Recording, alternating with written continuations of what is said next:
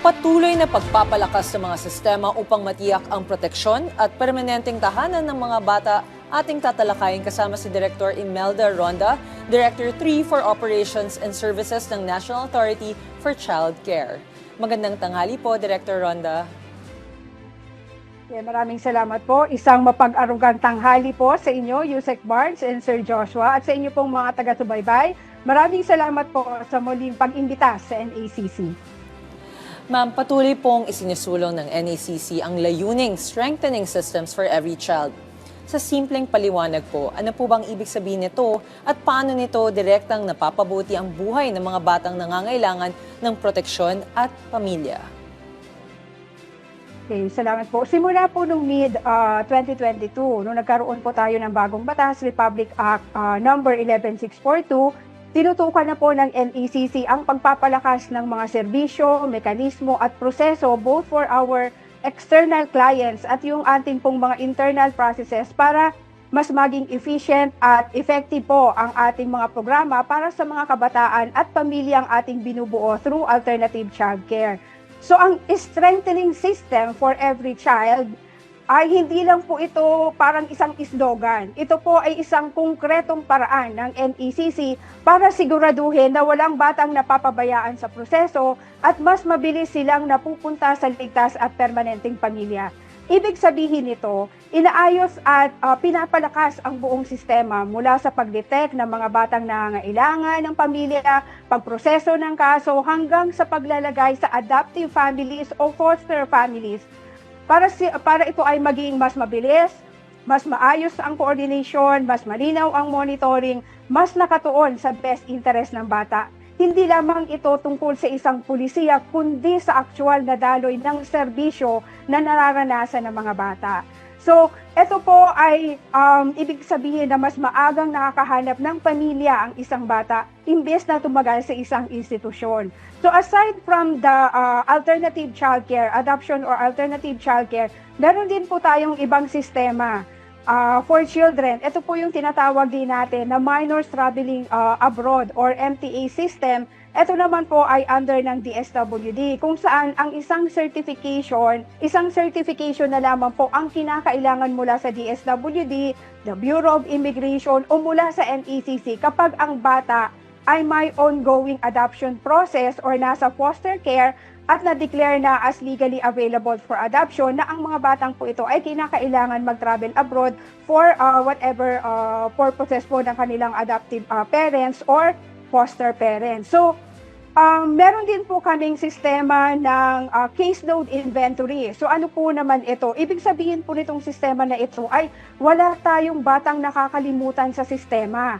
Natutukoy kung sino ang matagal na sa care ng mga bahay ampunan o yung tinatawag natin na child caring agency, sino yung mga batang kinakailangan ng agarang intervention or support, at sino sa mga batang ito ang ready na for adoption o foster care. So ang resulta po nito, mas napaprioritize ang mga batang may pinaka-nangangailangan ng pamilya at pinatibay din po nito ang kapasidad ng sistema na magkaroon ng long-term impact sa mga bata po. So meron po tayong kalidad na serbisyo, hindi lang ngayon, kung hindi tuloy-tuloy na serbisyo po ng NACC. At dahil po nakatuon ang sistema nito, ang sistema na tinatawag po natin na child-centered approach. So lahat ng improvements ay nakaangkla sa isang prinsipyo. Ang prinsipyong hindi dapat lumaki ang bata sa institusyon, kundi kung meron siyang posibilidad na mapunta sa isang permanenteng pamilya, either adoption or reunification sa kanilang biological parents. So, kapag sinabi po natin, bottom line, kapag sinabi po natin na strengthening system for every child, ang tunay na ibig sabihin po nito ay pinabilis natin, pinapalinaw natin, pinapahusay natin ang buong proseso para masigurong ang bawat bata ay may pagkakataong lumaki sa isang ligtas, isang mapagmahal at isang permanenteng pamilya sa tamang panahon, hindi sa huling panahon, sa tamang panahon po. So yun po yung gustong sabihin in a nutshell ng strengthening system for every child. Okay. Director, tama po, may regulatory program na Standards Accreditation and Monitoring o SAM upang mapabilis yung paglalagay ng mga bata mula po sa child caring agencies patungo po sa permanenteng tahanan. Pakipaliwanag po paano po ito gumagana at bakit po ito mahalaga? Yes, tama po. Meron pong regulatory function ang NACC, yung tinatawag po namin na certification ng social work agency. So, sino po itong mga tinatawag natin na social work agency or SWA? Ito po ay mga organisasyon, maaaring private o government, na ang pangunahing nagbibigay or nagsasagawa ng social welfare services tulad ng casework, group work, or community work. So, isa sa pinakamahalagang update po ay ang implementation ng NACC Memorandum Circular Number 3 Series of 2024 o yung Guidelines on the Certification of Adoption and Alternative Childcare Programs and Services. So bukod po dito, pinapalakas din ng NACC ang aming monitoring, technical assistance, capacity building para po masiguradong dekalidad ang serbisyo para sa mga bata na nasa pangangalaga nitong mga social work agencies or child care agencies or residential care facilities. So, dito pong mga nakaraang taon, formally po na-establish na yung Standards, Accreditation, and Monitoring Division ng NACC bilang regulatory arm po namin na may pangunahing tungkulin ng tiyakin ang kalidad, integridad, at pagiging child center ng lahat po ng mga adoption and alternative child care programs and services. So, mahalaga po itong standards, accreditation, and monitoring dahil dito po ang nagsisiguro na ang bawat serbisyo para sa mga bata ay hindi lamang kumbaga compliant sa batas or sa mga itinakdang timelines, kundi merong kalidad, napapanahon at tunay na nakatuon sa best interest ng mga bata po. Okay. Director, sa tala po ng NACC, mula sa mahigit 7,000 admitted children sa social work agencies, 1,387 ang natukoy na eligible po para sa adoption, foster care at iba pang alternative childcare. Ano po ang mga hakbang upang hindi sila mag-age out po sa mga facilities na walang permanenteng pamilya? Actually po sa amin pong talaan as of March 2026, meron pong 8,051 na bata po admitted sa iba't ibang mga child caring agencies o social work agencies.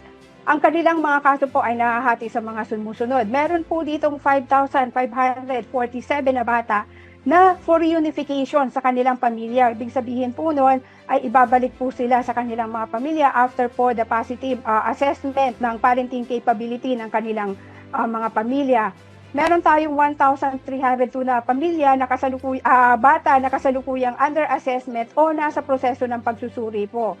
Ang 926 po nito ng mga bata ay na-identified na po for adoption at meron po tayong 271 na nasa foster care at meron din po kaming tinatawag namin na Kaya Ko program. Ito po yung sa mga bata na aging out na po sa ating sistema na kailangan po na ma-prepare na sila for independent living. At meron naman po tayong mga bata na nasa long-term care kasi ito po ay mga children with disability. So, meron po tayong 1,672 na bata na na-issuehan na ng NACC ng certification declaring a child legally available for adoption. So, ibig sabihin po nito ay magkakaroon na po sila ng pamilya through domestic adoption. Kaya po, sinusubukan po talaga namin na masalo pang palakasin ang ating pong public information and advocacy campaigns upang mahikayat po ang mas marami pang magulang at pamilya na buksan ang kanilang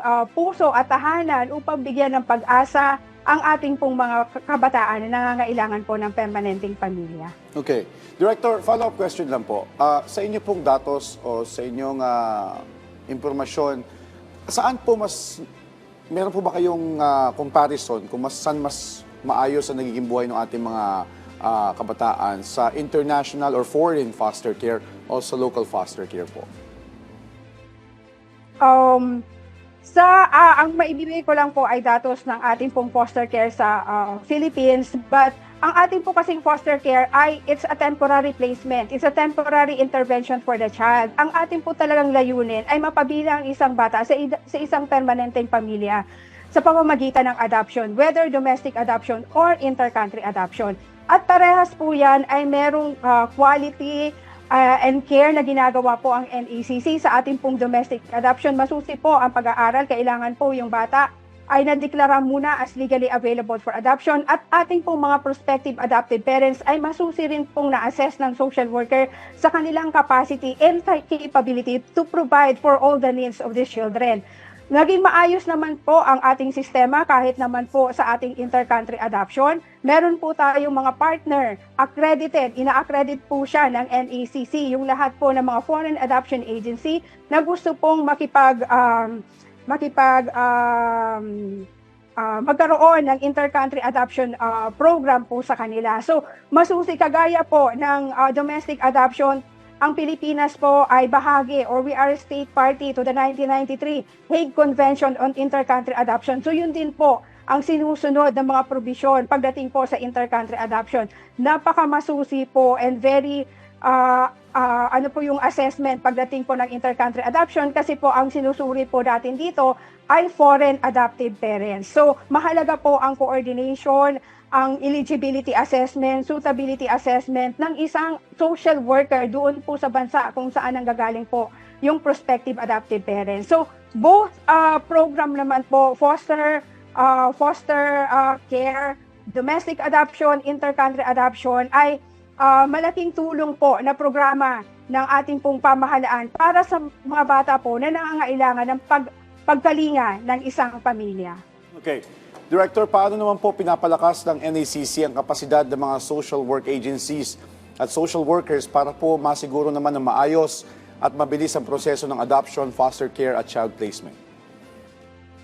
Opo. Through yung aming pong Standards, Accreditation and Monitoring Division, tinututukan po ng NACC ang pag-assess at pagtiyak ng kalidad ng adoption and alternative child care programs and services ng lahat po ng mga child care agencies, residential care facilities, or social work agencies. So ginagawa po natin ito upang mas mapabilis at matutukan ang proseso ng adoption at foster care ng mga bata alinsunod po sa ating batas, Republic Act 11642, para maiwasan ang delay at mapalakas ang accountability at quality assurance sa mga serbisyong ibinibigay natin para sa mga kapakanan po ng ating mga kabataan. So kaugnay po nito, meron din po kaming ginagawa na certification ng adoption and alternative child care programs and services at ang opisyal na pagkilala ng NACC sa mga ahensya na meron ng kakayanan at sumusunod sa itinakdang pamantayan sa pagpapatupad po ng mga adoption and alternative child care programs and services. So, napakahalaga po nito dahil ang adoption cases po ay complex at sensitibo. Kinakailangang updated ang mga social workers sa mga batas, sa mga pulisiya, sa mga best practices or good practices. At nakakatulong po ito sa quality decision making at ethical practice po natin. Kaya po ang aming pong Standards, Accreditation and Monitoring Division ay patuloy na nagbibigay ng capacity building at technical assistance sa mga social workers po ng mga social work agencies. Okay. Director, kamusta naman po ang partnership ng NACC sa mga LGUs upang gawing mas mabilis at accessible ang domestic administrative adoption at foster care? Gaano po ba kahalaga ang papel ng mga lokal na pamahalaan sa tagumpay ng mga programa pong ito? Through ang aming pong NLP or yung NACC LGU Partnership Program kung saan meron na po tayong 89 partner LGUs and patuloy pa rin po ang aming pakikipag-ugnayan sa mga LGUs po. And with the help of our partner local chief executives or mga mayors po natin, nakakapag-develop po tayo ng mga karagdagang prospective adoptive parents at licensed foster parents. So we conduct po mga special training sa ating pong mga local social welfare and development offices, kagaya po ng trauma-based relational intervention or yung trust-based relational intervention para sa mga batang naka-experience po ng trauma o yung mga survivor ng pang-aabuso o pananamantala. So through this ating pong mga LGU, nagkakaroon din po ng access ang ating pong mga adoptive parents and foster parents sa iba't ibang basic social services, kagaya po ng mga health and medical assistance, educational assistance, financial and livelihood. So nagiging priority po sila sa pagsiservisyo ng ating pong mga LGUs. And ang aming pong Undersecretary, si Janela Ejercito Estrada po, na former LGU official herself, alam po niya kung gaano kahalaga ang involvement po ng mga LGU patungkol sa mga child welfare. So, lalo po na mas malapit po ang NACC sa ating pong mga kababayan at para po mas lalong maintindihan ng mga LGU mas lalo pong maintindihan ng NACC ang local situation and issues sa mga LGU po na kinakailangan mabigyan po ng tugon at matulungan ang ating mga adoptive and foster families. Okay. Director, kumusta din namin yung inyong kampanya laban naman sa illegal adoption at online baby selling? Paano po pinapalakas ng NACC ang public awareness at enforcement para po maiwasan ng child trafficking at maprotektahan po ang karapatan ng mga bata?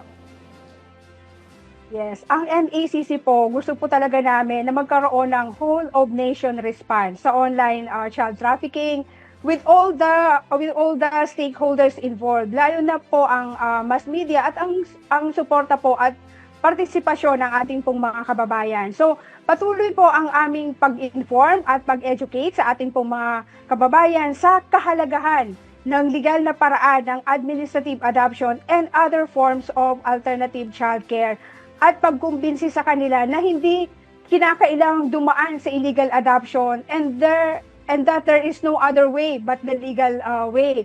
Ang akala po talaga ng karamihan ay mahirap po maghadap, pero dati po kasi nasa judicial courts po tayo at medyo inaabot ng mga 5 to 7 years ang proceeding, but syempre po medyo mahal because they need to get the services of a legal o ating pong mga lawyers. Kaya wag silang matakot sa legal na proseso dahil ngayon po mas pinadali na po ang domestic administrative adoption at wag po tayong matakot dahil sa ating pong pagiging mas mapagmatyag ay nalalabanan po natin ang child trafficking, ang illegal adoption o ang child abuse or exploitation at sa pamamagitan po ng mass media, kagaya po nitong pag-imbita niyo po sa amin, mas napapalaganap po namin ang mga impormasyon upang mas ma-educate po ang ating mga kababayan kung ano po ang tamang proseso ng adoption at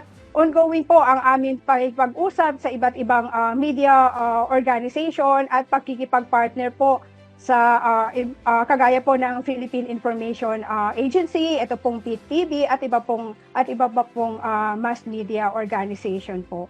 So, meron din po tayong meron po kaming ang NACC po, may mga ambassadors din po kami na voluntaryong tumutulong sa NACC para po maghikayat ng ating mga kababayan na suportahan ang adoption at alternative childcare po.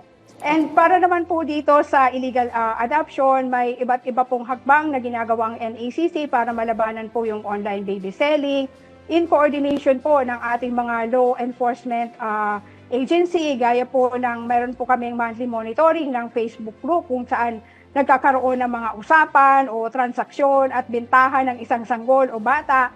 At nire-report po namin ito sa PNP Women and Child Protection Center, sa PNP Anti-Cybercrime Group at sa Meta PH or Facebook. So we also want the digital platforms or internet intermediaries on board na sana po maging mas consistent tayo, mas reliable ang ating pong participation and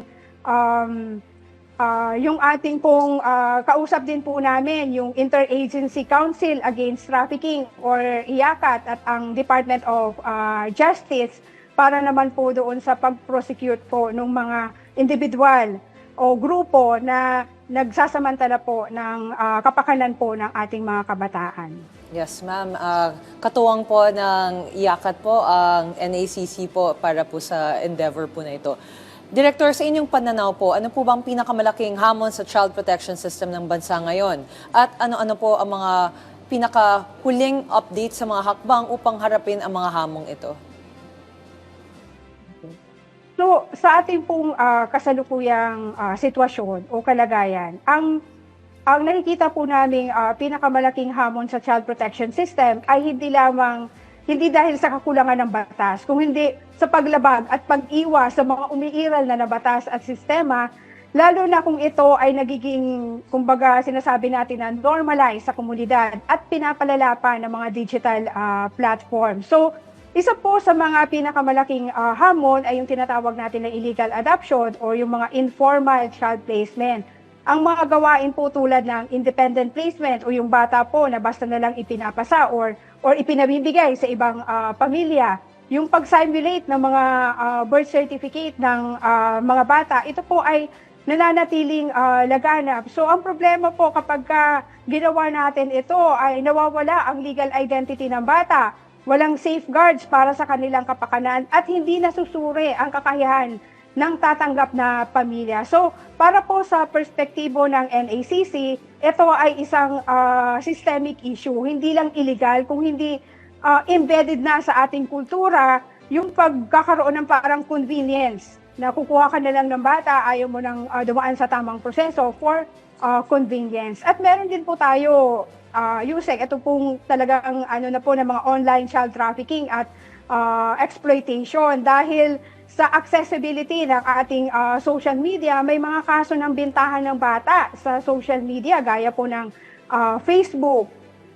Meron pong parang sila na yung nagmamatch nung bata at nung buyer nung bata, na ito po ay malinaw na anyo ng child trafficking na mas mahirap bantayan dahil mabilis yung transaction, anonymous yung mga sangkot kung minsan, at cross-jurisdiction po ang operation nito. So talagang kailangan natin ng whole of nation system approach. So paano naman po natin mababago yung mga ganito pong sitwasyon? So ang pinakamahalaga po ay ma-implement natin ng maigi yung ating batas, especially po yung RA 11642 o yung Republic Act number 11222. Ito naman po ay sa mga batang merong simulated birth certificate na pinapayagan na po ang legalization ng adoption para sa mga batang na-simulate ang birth record, dahil po itong batas na ito ay may amnestia para sa mga biological or adoptive parents,